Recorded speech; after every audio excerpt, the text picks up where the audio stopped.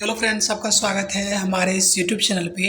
आज हम बिहार दरोगा मेंस के लिए सेट नंबर 6 देखने का प्रयास करते हैं, जो कि ज्ञान बिंदु जीएस एकेडमी के द्वारा पेड कोर्स में चलाए जा रहे हैं। तो चलिए बिना समय की बर्बादी के हम केवल जीके जीएस के क्वेश्चन यहाँ पे डिस्कस करेंगे और लास्ट में आपके सामने मैथ और रीजनिंग के जो क्वेश्चन होंगे उनको एक साथ लगा देंगे। उनका कमेंट करके आप आंसर पूछ सकते हैं। तो प्रश्न ये है कि पहला है कि सूर्य की फोटोग्राफी का उपकरण क्या है। तो सूर्य की जो फोटोग्राफी की जाती है वो स्पेक्ट्रोहीलियोग्राफ से। तो ऑप्शन नंबर सी सही जवाब हो जाएगा। जब कोई व्यक्ति नाव से कूदता है तो नाव पीछे खिसकती है, इसका क्या कारण है। तो जब कोई व्यक्ति नाव से कूदता है तो यहाँ पे जो है न्यूटन की गति का तीसरा नियम क्रिया प्रतिक्रिया का नियम लागू होता है। तो ऑप्शन नंबर ए सही जवाब हो जाएगा। निम्नलिखित में किस घर्षण बल का मान सबसे कम होता है। तो सबसे कम जो होता है किस घर्षण बल का मान होता है, तो ये होता है लोटनिक घर्षण। ऑप्शन नंबर ए सही जवाब होगा। ताप गतिकी का पहला नियम सामान्यतः किसके संबंध मामला है। तो ताप गतिकी का जो पहला नियम है ये ऊर्जा के संरक्षण का नियम है। ऊर्जा का संरक्षण का नियम लेंज ने दिया था और ऊर्जा संरक्षण का नियम कहता है कि ऊर्जा का ना तो सृजन किया जा सकता है और ना ही विनाश, केवल ऊर्जा को संरक्षित किया जा सकता है। यही है ऊर्जा संरक्षण का नियम। पांचवा प्रश्न है दूर संचार के लिए प्रयुक्त तरंग क्या है। तो देखिए, दूर संचार के लिए जो तरंग प्रयुक्त होती है उसका नाम है रेडियो तरंग, लेकिन ऑप्शन में आपको रेडियो तरंग नहीं है। तो सेकंड विकल्प जो इसका सही जवाब होता है वो होता है माइक्रोवेव। तो ऑप्शन नंबर ए सही जवाब हो जाएगा। देखिए, अब आपके मन में आएगा इंफ्रारेड क्यों नहीं होगा। इंफ्रारेड को अवरक्त तरंग कहते हैं। अवरक्त तरंग का प्रयोग किया जाता है जैसे कि टीवी में पूछा जाता है कि टीवी के को जो रिमोट कंट्रोल के द्वारा कंट्रोल किया जाता है तो उसमें कौन सी तरंग उपयोग में लाई जाती है, तो वहाँ पे इंफ्रारेड का प्रयोग किया जाता है। तापमान बढ़ाने पर अर्धचालक की विद्युत चालिकता पर क्या प्रभाव पड़ता है। तो ये प्रश्न बिहार दरोगा मेंस से रिलेटेड रहा है। इसमें दो क्वेश्चन पूछा जाता है, एक चालकता दूसरा प्रतिरोध। तापमान अगर बढ़ा दिया जाए अर्धचालक पदार्थ का तो इसकी विद्युत चालकता बढ़ जाती है। चूँकि यहाँ पे तापमान बढ़ाने पर अर्धचालक की जो प्रतिरोधकता होती है वो कम होती है। सातवां प्रश्न है स्थिर ताप पर गैस की निश्चित मात्रा का दाब उसके आयतन के व्युत्क्रमानुपाती होता है। यह नियम संबंधित है बॉयल का नियम। ऑप्शन नंबर बी सही जवाब होगा। निम्नलिखित में कौन सा एक अक्रिय गैस है। Helium, argon, xenon, krypton, radon, ये सभी क्या है, अक्रिय गैस है। तो ऑप्शन नंबर इसका डी यानी कि सभी सही जवाब है। दानेदार जस्ते पर तनु सल्फ्यूरिक अम्ल की अभिक्रिया से निर्माण होता है। किस चीज़ का निर्माण होता है यानी किस गैस का, तो इसका सही जवाब हो जाएगा हाइड्रोजन गैस। निम्नलिखित में से किसका एक प्रचलित नाम नीलाथोथा। नीलाथोथा किसको कहते हैं, कॉपर सल्फेट को कहते हैं। तो जहाँ भी option number copper sulphate, option number B ही नज़र आ रहा है, इसका सही जवाब हो जाएगा कॉपर सल्फेट। कॉपर सल्फेट को नीलाथोथा कहा जाता है। निम्नलिखित में से किसकी अभिक्रियाशीलता सर्वाधिक है। तो दिए गए विकल्प के अनुसार सबसे अधिक अभिक्रियाशील क्या है, जस्ता है। सोना और चांदी तो बहुत कम होता है। काले परे पुराने तेल चित्रों का रंग उभारने में किसका प्रयोग किया जाता है, इसका होता है हाइड्रोजन परऑक्साइड। तो ऑप्शन नंबर ए सही हो जाएगा। सिल्वर अमोडाइड लिखा है, अगर यहीं पे सिल्वर आयोडाइड लिखा होता तो सिल्वर आयोडाइड का जो प्रयोग किया जाता है वो कृत्रिम वर्षा करवाने में, जबकि सिल्वर नाइट्रेट का प्रयोग किया जाता है मतदाताओं के जो उंगली पे लगाया जाता है स्याही, उसमें सिल्वर नाइट्रेट का प्रयोग किया जाता है। कॉपर सल्फेट का जो होता है ना, ये कीटाणुनाशक के रूप में भी प्रयोग किया जाता है, यानी कि जल शुद्धिकरण में कॉपर सल्फेट का भी प्रयोग किया जाता है और क्लोरीन का भी उपयोग किया जाता है। डाइस्टम और क्लोरेला आदि किस समूह के जीव हैं। तो 13वां प्रश्न का आंसर हो जाएगा प्रोटिस्टा। डाइस्टम और क्लोरेला जो है ये प्रोटिस्टा संघ के हैं। और पूछा जाता है कि अंतरिक्ष यात्री जो है अपना ऑक्सीजन कैसे प्राप्त करते हैं, तो क्लोरेला से प्राप्त करते हैं। निम्न में से किस कोशिका द्रव्ययी कोशिकांग को यूकैरियोटिक कोशिका के भीतर प्रोकैरियोटिक कोशिका माना जाता है। तो यह माइटोकॉन्ड्रिया को माना जाता है। माइटोकॉन्ड्रिया का खोज अल्टमैन ने किया था और नामकरण जो है बेंडा ने किया था। और माइटोकॉन्ड्रिया को हिंदी में सूत्रकनिका कहते हैं। Option number A.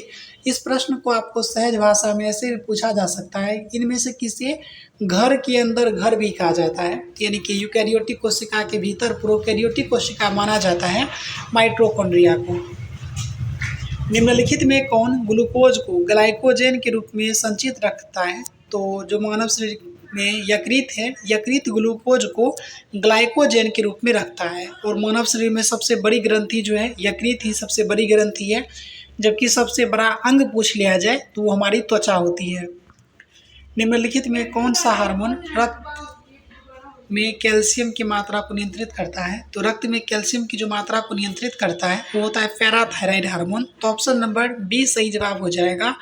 Option number A जो एड्रीनलिन हार्मोन है, एड्रीनलिन हार्मोन को आपातकालीन हार्मोन भी कहा जाता है, फाइट एंड फ्लाइट हार्मोन यानी कि लरो और उरो हार्मोन भी कहा जाता है। प्रोटीन की कमी तथा प्रोटीन उपापचय की गड़बड़ियाँ किस हार्मोन के कारण होता है? तो दिए गए विकल्प में हार्मोन तो है नहीं, तो यहाँ पे आप हार्मोन को काट करके यहाँ आप तत्व पढ़ सकते हैं कि यानी कि प्रोटीन की कमी और प्रोटीन उपापचय की गड़बड़ियाँ किस तत्व के कमी के कारण होती है? तो ये जो होता है गंधक, गंधक को ही हम सल्फर कहते हैं। तो ऑप्शन नंबर सी सही जवाब हो जाएगा। आगे प्रश्न है, पादपों में किस प्रक्रिया के द्वारा जल का अवशोषण होता है? तो जल का जो अवशोषण होता है ना वो परासरण के द्वारा होता है, जबकि जल का त्याग जो होता है वो वाष्पीकरण के द्वारा होता है। निम्नलिखित में से किस बीमारी में एक्स क्रोमोसोम का अभाव होता है? तो एक्स क्रोमोसोम का जो अभाव होता है वो टर्नर सिंड्रोम होता है, और टर्नर सिंड्रोम से महिला ग्रसित होती है। तो अभी हम ये प्रश्न पढ़ रहे थे कि किस बीमारी में एक्स क्रोमोसोम का अभाव होता है? तो क्रोमोसोम का जो एक्स का अभाव होता है ये टर्नर सिंड्रोम में, और टर्नर सिंड्रोम से जो है ना तो ये महिलाएं ग्रसित होती हैं। ब्लू बेबी सिंड्रोम जो होता है ना ये नाइट्रेट के कारण होता है। ये प्रश्न पूछा गया है कि ब्लू बेबी सिंड्रोम को जो इसको पालना मृत्यु भी कहा जाता है। ये छोटे छोटे बच्चों में पाया होता है, और जिसमें बच्चा जो होता है ना वो अपनी सोई व्यवस्था में उनका देहांत हो जाता है, तो इससे ब्लू बेबी सिंड्रोम कहा जाता है, और ये नाइट्रेट के कारण होता है। एक प्रश्न हमारा ये छूट गया। ये प्रश्न था कि भारतीय दलहन अनुसंधान संस्थान कहाँ है? तो भारतीय दलहन अनुसंधान संस्थान जो है ना, दलहन और चीनी ये दोनों है कानपुर में, जबकि सब्जी अनुसंधान संस्थान पूछा जाता तो वाराणसी में। इसका सही जवाब हो जाएगा option number A. The story of Indian archaeology किसकी पुस्तक है? तो the story of Indian archaeology जो है ये S.N. राव की पुस्तक है। तो ऑप्शन नंबर ए सही जवाब हो जाएगा। अखिल बंगाल सविनय अवज्ञा परिषद का गठन निम्नलिखित में किसने किया? तो इसका गठन किसने किया था? J.M. सेन गुप्ता ने किया था, गुरवा नहीं। यहाँ पे ऑप्शन नंबर आप देखेंगे ये वाला जो है यहाँ पे थोड़ा मिसप्रिंट हो गया है, सेन गुरवा नहीं होगा, यहाँ पे क्या होगा, गुप्ता होगा। असहयोग आंदोलन के संदर्भ में निम्नलिखित कथन में कौन सही नहीं है? इसका आंसर गलत दिया गया है। इसका क्या सही है वो डिस्कस के द्वारा हम जानने का प्रयास करते हैं कि असहयोग आंदोलन जानते हैं। फरवरी 1922 में हिंसा की एक घटना के कारण गांधी जी को असहयोग आंदोलन वापस लेना पड़ा, बिल्कुल सही है।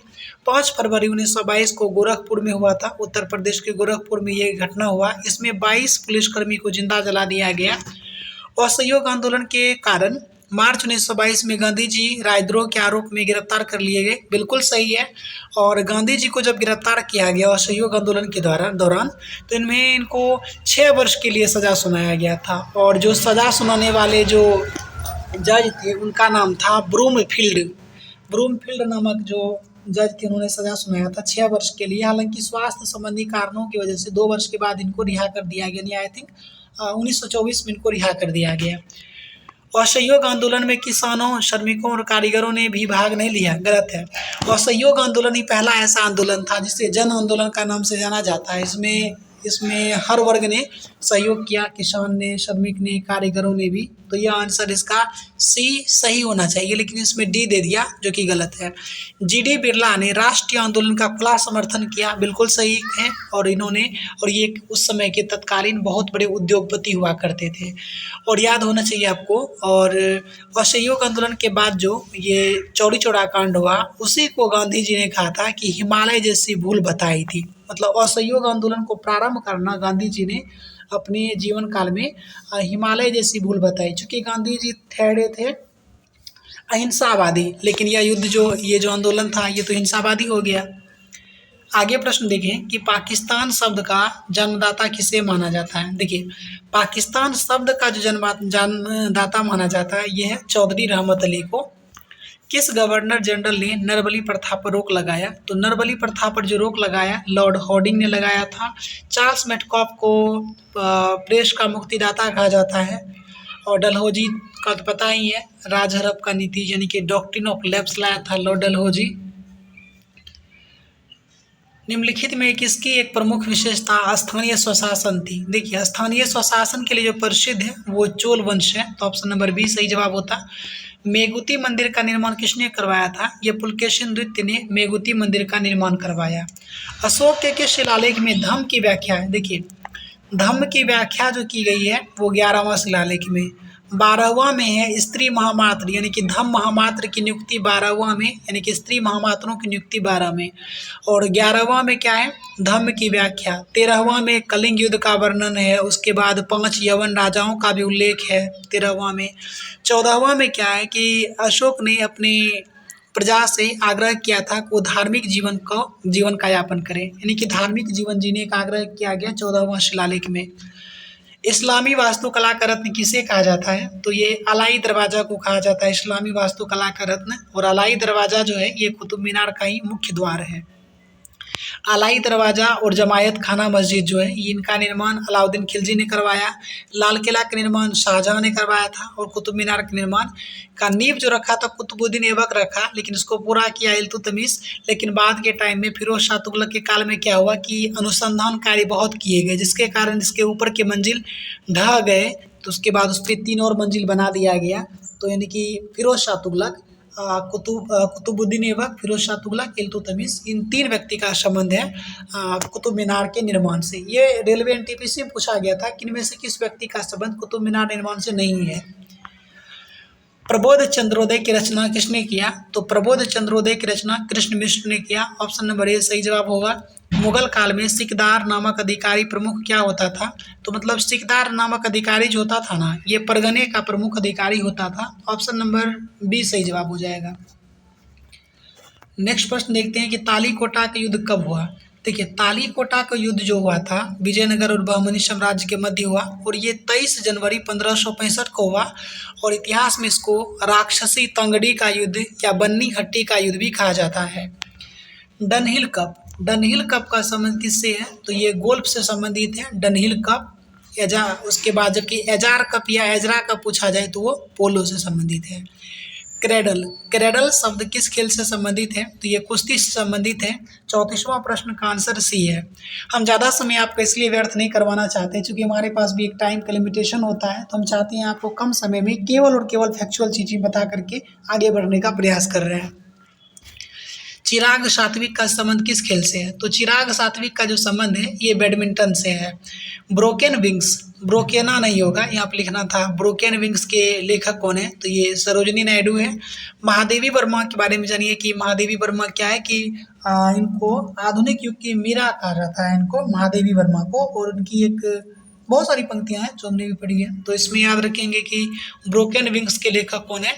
महादेवी वर्मा। ग्रैमी पुरस्कार किस क्षेत्र में दिया जाता है? तो सन 1958 ईस्वी से ही संगीत के क्षेत्र में ग्रैमी पुरस्कार दिया जाता रहा है। विश्व रक्तदाता दिवस यानी कि रक्तदान दिवस कब मनाया जाता है? तो ये 14 जून को रक्तदान दिवस मनाया जाता है। और रक्त का पीएच मान 7.4 होता है। संयुक्त राष्ट्र पर्यावरण कार्यक्रम का मुख्यालय यानी कि UNEP, United Nation Environment Programme का जो मुख्यालय है ये नैरोबी में है। नैरोबी जो है केन्या की राजधानी है। अल मुखबरात किस देश की गुप्तचर संस्था है? तो अल मुखबरात जो है इराक का है, लेकिन मुखबरात जो है वो मिस्र का है। खान प्रहरी ऐप भारत सरकार के किस मंत्रालय के द्वारा जारी किया गया? तो खान प्रहरी ऐप ये कोयला मंत्रालय के द्वारा जारी किया गया। FIH महिला goalkeeper of the year award तीसरी बार किस भारतीय ने जीता है? तो ये सविता ने FIH महिला goalkeeper of the year award का तीसरी बार जीता है। PM मोदी ने दुनिया के सबसे बड़े मेडिटेशन सेंटर का उद्घाटन किस शहर में किया है? तो PM मोदी ने दुनिया के सबसे बड़े मेडिटेशन सेंटर का जो उद्घाटन किया है ये वाराणसी में किया है। भारत में जीडीपी की गणना के लिए वर्तमान में निर्धारित आधार वर्ष क्या है? तो जीडीपी की जो गणना की जाती है उसका उसके लिए आधार वर्ष जो है वर्ष 2011-12 है। ऑप्शन नंबर बी सही जवाब हो जाएगा।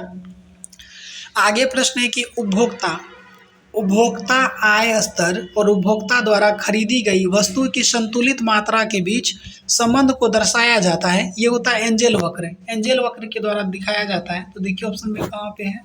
हाँ, तो एंजेल चक्र है। ऑप्शन नंबर बी में दिख जाएगा आपको। भारतीय अर्थव्यवस्था के उदारीकरण का अग्रदूत किसे माना जाता है? तो डॉक्टर मनमोहन सिंह को भारतीय अर्थव्यवस्था का उदारीकरण का अग्रदूत माना जाता है। अन्नपूर्णा योजना कब शुरू हुआ था? वर्ष 2000 में शुरू हुआ अन्नपूर्णा योजना, और ये बिहार दरोगा 2213 पोस्ट 2213 नहीं 1275 पोस्ट के लिए जो प्री का जो फर्स्ट शिफ्ट में पूछा गया था उसमें ये प्रश्न पूछा गया था। बिहार के किस जिले में चाय का सर्वाधिक उत्पादन होता है? तो चाय उत्पादन के लिए जो प्रसिद्ध है वो है किशनगंज बिहार में। उत्तर बिहार के मैदान की सबसे पूर्वी नदी जो गंगा में मिलती है वो है महानंदा। बिहार के किस जिले का जनसंख्या घनत्व सर्वाधिक है? ये बिहार में नहीं बल्कि पूरे भारत में सबसे अधिक जनघनत्व वाला जिला है वो है शिवहर। 1880 व्यक्ति का यहाँ पे जनघनत्व है। जनघनत्व क्या होता है? प्रति वर्ग किलोमीटर में रहने वाले व्यक्तियों की कुल संख्या, उसको जनघनत्व कहते हैं। जनघनत्व कहेंगे या जनसंख्या घनत्व कहेंगे, दोनों एक ही चीज़ है। निम्नलिखित में से भारत की नदियों में कौन कर्क रेखा को 2 बार पार करती है?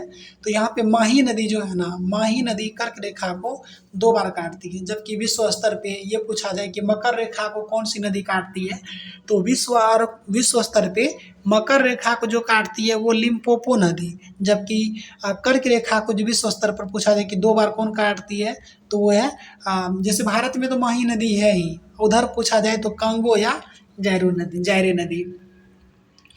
हिमालय की रचना समांतर वलय श्रेणियों से हुई है, जिसमें से प्राचीनतम श्रेणी क्या है? तो सबसे प्राचीन जो है ये बृहद हिमालय है, और सबसे नवीन पूछा जाए तो ये शिवालिक है। शिवालिक जो है हिमालय की सबसे नवीन श्रेणी है। भारत में कितने राज्य तट रेखा के लगे हुए हैं? तो भारत में टोटल 9 राज्य जो है ना ये तट रेखा से लगे हुए हैं, जिसमें आपका केरल हो जाएगा, कर्नाटक हो जाएगा, गुजरात हो जाएगा, महाराष्ट्र हो जाएगा, गोवा हो जाएगा, जो कि पश्चिमी तट पे है। उसके बाद इधर आएंगे तो आप जैसे तमिलनाडु, आंध्र प्रदेश, उड़ीसा, इधर 4 राज्य आते हैं जो कि आपको तट रेखा पे मिलेंगे। निम्न में से भारत के किस भाग में सामान्यतया प्रवाल द्वीप पाए जाते हैं? मतलब एटॉल्स जो पाए जाते हैं ये लक्षद्वीप में पाए जाते हैं एटॉल्स। भरमौर जनजाति किस प्रांत में स्थित है? देखिए भरमौर जनजातीय क्षेत्र जो है ना ये हिमाचल प्रदेश में है, और हिमाचल प्रदेश का एक नगर है ये भरमौर।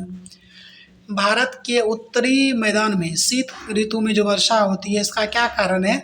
पश्चिमी विक्षोभ। लेकिन तमिलनाडु में जो शीतकालीन वर्षा होती है वो लौटती हुई मानसून से होती है। निम्नलिखित में किस एक को भोर का तारा पृथ्वी का भगिनी और पृथ्वी का जुड़वा जो कहा जाता है ये सभी शुक्र को कहा जाता है। आगे प्रश्न देखते हैं क्या है। यहाँ पे कुछ है, इसको मिलाना पड़ेगा, तो पहले हम यहाँ पे ले लेते हैं पेन। अब शुरू करते हैं। माउंट रेनर जो है ये यूएसए में है। माउंट एटना इटली में है। माउंट पेरकुटिन ये मेक्सिको में है। माउंट एपो जो है ये फिलीपींस में है। तो जहाँ पे भी इस तरह का विकल्प देखिए 4 1 उसके बाद 2 3 4 1 2 3 होगा, तो जहाँ पे भी इस तरह का ऑप्शन होगा 4 1 2 3 कहीं पे नहीं है, तो एक को बना लेंगे ऑप्शन नंबर डी में आकर के। निम्नलिखित पर्वतों में कौन सा जर्मनी में अवस्थित है? जर्मनी में जो है ये ब्लैक फॉरेस्ट है। निम्नलिखित में कौन स्कैंडिनेवियन देशों के समूह में सम्मिलित नहीं है? तो देखिए स्कैंडिनेवियन में जो है ना, तो यहाँ पे जितने विकल्प दिए गए ना तो टोटल 5 देश आते हैं स्कैंडिनेवियन में। फिनलैंड है, स्वीडन है, डेनमार्क है, नॉर्वे है। उसके बाद आप जो है आइसलैंड भी पढ़ेंगे, तो ये सभी आ जाता है स्कैंडिनेवियन में। ऑप्शन इसमें थोड़ा मिस्टेक हो गया है, तो खैर कोई बात नहीं, इसमें 5 याद ही कर लेंगे। कौन सब? Denmark, Norway, Finland, Sweden, Iceland, ये सभी स्कैंडिनेवियन देश हैं। किस अधिनियम के द्वारा सिविल सेवकों के चयन के लिए खुली प्रतियोगिता परीक्षा आयोजन करने का प्रयास किया गया? तो देखिए यहाँ पे मतलब कि कंपटीशन के लिए जो पहली बार खुली प्रतियोगिता परीक्षा का आयोजन करने का जो पहली बार प्रयास किया गया वो 1833 के एक्ट के द्वारा, लेकिन ये सफल नहीं हो पाया, और ये जो सफल हो पाया 1853 के चार्टर एक्ट के तहत। तो इसका ऑप्शन नंबर डी सही जवाब हो जाएगा इस प्रश्न के according. The constitution as settled by the assembly by post प्रस्ताव संविधान सभा में किसके द्वारा पेश किया गया? ये डॉक्टर BR अम्बेडकर के द्वारा पेश किया गया था। भारतीय संविधान में समाजवादी शब्द किस संविधान संशोधन द्वारा जोड़े गए? तो 42वां संविधान संशोधन 1976 के द्वारा जोड़े गए, और 42वां संविधान संशोधन को मिनी कॉन्स्टिट्यूशन कहा जाता है, यानी कि मिनी संविधान। भारतीय संविधान का अनुच्छेद 29 संबंधित है। अनुच्छेद 29 में कहा गया है कि अल्पसंख्यकों के हितों के संरक्षण से संबंधित है, जबकि 30 में है कि अल्पसंख्यकों को अधिकार दिया गया अपनी पसंद का शिक्षा संस्थान की स्थापना करना और प्रशासन करने का अधिकार, 30 में हो जाएगा। ये धर्म के अभिवृद्धि के लिए करों की संदाय, ये 27 में है, कि मतलब कि 27 में कहा गया है कि किसी भी व्यक्ति को ऐसे कर देने के लिए बाध्य नहीं किया जाएगा जो कर किसी विशेष धर्म के पोषित के लिए, मतलब पोषण के लिए जाता हो। मतलब किसी विशेष धर्म के पोषण में कोई अगर टैक्स जाता है तो उस टैक्स को देने के लिए बाध्य नहीं किया जाएगा। यदि संसद के दोनों सदन के द्वारा राष्ट्रीय आपातकाल कर अनुमोदन होता रहा तो इसके कितने समय तक बढ़ाया जा सकता है? ये थोड़ा क्वेश्चन मिस्टेक है लिखने में, खैर कोई बात नहीं। क्वेश्चन यही कह रहा है कि यदि संसद का दोनों सदन अगर अनुमति देता रहे तो राष्ट्रीय आपातकाल जो होता है ये कितने दिनों तक बढ़ाया जा सकता है? तो देखिए, राष्ट्रीय आपातकाल 352 के तहत, जबकि राष्ट्रपति शासन 356 के तहत। राष्ट्रीय आपातकाल कब होता है? युद्ध या बाहरी आक्रमण, यानी कि जब बाहरी व्यक्ति कोई आक्रमण करे। तो बाहरी व्यक्ति कब तक आक्रमण करेगा इसका कोई निश्चित तो नहीं है, तो इसी में क्या होता है कि इसको राष्ट्रीय आपातकाल अनंत काल तक बढ़ाया जा सकता है। तो ऑप्शन नंबर सी सही जवाब हो जाएगा।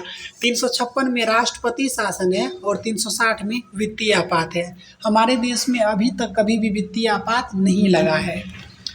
राष्ट्रपति भारत का नागरिक कितने बार निर्वाचित हो सकता है? तो जितना बार चाहे उतना बार बन सकता है, यानी कि एक व्यक्ति भारत में कितनी भी बार राष्ट्रपति बन सकता है, यानी राष्ट्रपति का पुनः निर्वाचन अनुच्छेद 57 में कहा गया है। तो इसका सही जवाब क्या हो जाएगा? निर्धारित सीमा नहीं है। संसद में कोरम या गणपूर्ति के लिए आवश्यक सदस्यों की न्यूनतम संख्या क्या है? तो ये 1/10 है, यानी कि 10वां। यदि ये मान लीजिए कि लोकसभा है तो उसमें 55 चाहिए, राज्यसभा है तो उसमें 25 चाहिए। प्राक्कलन समिति में सदस्यों की संख्या, तो देखिए प्राक्कलन समिति जो है, प्राक्कलन समिति में टोटल 30 सदस्य होते हैं और ये सबसे बड़ी संसदीय समिति है। प्राक्कलन समिति में टोटल के टोटल लोकसभा के सदस्य होते हैं, जबकि लोक लेखा समिति में 15 लोकसभा से और 7 राज्यसभा के सदस्य होते हैं। नेक्स्ट क्वेश्चन है कि उच्चतम न्यायालय के मूल क्षेत्राधिकार के अंतर्गत सम्मिलित है। देखिए, उच्चतम न्यायालय का जो मूल क्षेत्राधिकार से संबंधित आर्टिकल है 131, यानी अनुच्छेद 131 में जो है ये उच्चतम न्यायालय के मूल क्षेत्राधिकार से संबंधित है। तो इसमें जो है केंद्र और एक या अधिक राज्यों में विवाद सही है। केंद्र या कोई राज्य या राज्यों का एक तरफ होना एवं एक या अधिक राज्यों का दूसरी तरफ होना ये भी सही है। दो या अधिक राज्य के बीच विवाद ये सभी सही है। यानी मूल क्षेत्राधिकार जो आता है भारत के राज्य और भारत संघ से रिलेटेड है। अगर किसी में भी विवाद होता है तो ये सब का सॉल्व करना मूल क्षेत्राधिकार के अंतर्गत आता है उच्चतम न्यायालय की, यानी सुप्रीम कोर्ट के। आगे प्रश्न है, केंद्रीय सतर्कता आयोग की स्थापना किस समिति की सिफारिश पर किया गया था? तो ये के संथानम समिति की सिफारिश पर केंद्रीय सतर्कता आयुक्त यानी CVC का गठन किया गया था। अब देखिए आगे का जो प्रश्न है ये मैथ और रीजनिंग के प्रश्न आपको दिखाई देंगे। आप चाहें तो वीडियो को पॉज करके यहाँ पे इसको सॉल्व कर लेंगे। मैं यहाँ पे 2-2 सेकेंड करके वीडियो को रोक रहा हूँ ताकि आप इसका स्क्रीनशॉट ले पाएँ। और जानकर दुख होगा आपको कि इसमें जो है आंसर नहीं दिया गया है, मैथ और रीजनिंग के लिए जो है आंसर नहीं दिया गया है। ये इनका सॉल्यूशन किया गया है, उसका सॉल्यूशन अगर आप लोग कहेंगे तो हम इसका आंसर जो होगा ना हम अपनी कम्युनिटी पोस्ट पे हम लिख करके पोस्ट कर देंगे अगर आप लोगों का डिमांड आया तो फिलहाल आज की इस वीडियो में इतना ही। अपना प्यार बनाए रखें और आगे भी हमारा सहयोग देते रहें। धन्यवाद।